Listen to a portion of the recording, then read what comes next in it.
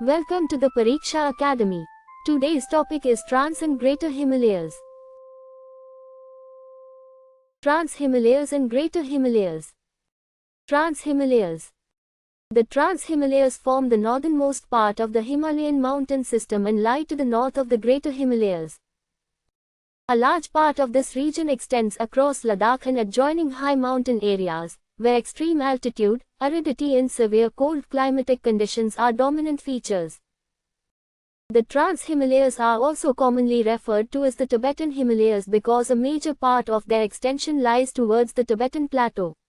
The Karakoram, Ladakh and Zanskar are the principal mountain ranges of the Trans-Himalayan region. The Karakoram is one of the highest and most extensively glaciated mountain ranges of the Trans-Himalayas. The Karakoram region contains some of the largest glaciated areas in the world outside the polar regions. The Siachen Glacier is an extremely important glacier of the Karakoram region and also has considerable strategic significance for India. The Karakoram Pass is an important high-altitude pass historically associated with routes connecting India with Central Asia. The Ladakh range lies south of the Karakoram. The surrounding region experiences cold desert conditions because of extremely low precipitation. The aridity of Ladakh is mainly associated with its location in the rain shadow of high mountain ranges that obstruct moisture-bearing monsoon winds. The Zanskar range lies south of the Ladakh range and forms a rugged and extremely high mountainous terrain. The Indus is the major drainage axis of the Trans-Himalayan region and flows for a considerable distance through Ladakh. Vegetation is sparse in the Trans-Himalayas, although high-altitude grasslands and distinctive cold desert ecosystems are found here. The region provides important habitats for the snow leopard, Tibetan wild ass and several other high-altitude species. The Trans-Himalayan region has great strategic importance because of its location along India's northern frontiers and its association with important mountain passes. Greater Himalayas. The Greater Himalayas are also known as the Himadri or Inner Himalayas and constitute the highest and most continuous range of the main Himalayan system. Their average elevation is about 6,000 meters, while their average width is approximately 25 kilometers. The Greater Himalayas are composed largely of highly compressed and metamorphosed rocks, with granite and other crystalline rocks also forming important components. Their terrain is extremely rugged, consisting of towering peaks, steep slopes, deep valleys and extensive snowfields. Because of their great altitude, large parts of the Greater Himalayas remain covered with snow throughout the year. Many important Indian glaciers are located in this region and provide water to the perennial river systems of northern India. The Bhagirathi, one of the principal headstreams of the Ganga, originates from the Gangotri Glacier.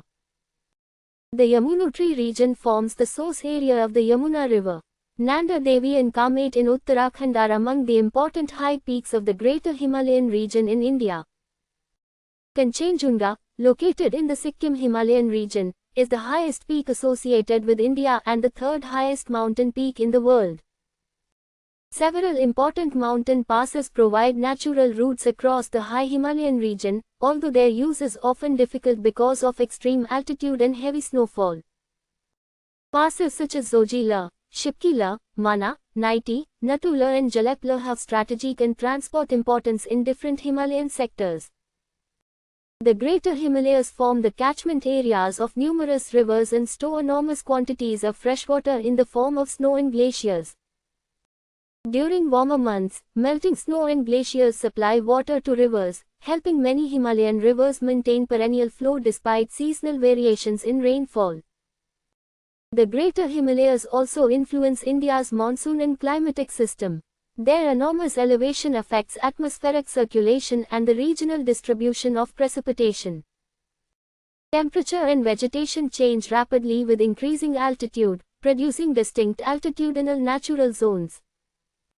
The highest regions are dominated by permanent snow and glacial conditions, while comparatively lower elevations support alpine vegetation and pastures. The Greater Himalayas form part of a geologically active region and are therefore vulnerable to earthquakes, landslides, avalanches and glacial lake outburst floods. Climate change is increasing environmental concerns through glacier retreat, changes in snow cover and the expansion of some glacial lakes. The basic distinction between the two regions is that the Trans-Himalayas lie north of the main Himalayan ranges and are characterized largely by high altitude, arid and cold desert conditions, while the Greater Himalayas form the highest, extensively snow-covered and most continuous range of the main Himalayas. Together, the Trans-Himalayas and Greater Himalayas constitute an important part of India's northern high mountain environment and have immense significance for water resources, glaciers, biodiversity, natural protection and strategic security. Thank you very much for joining us.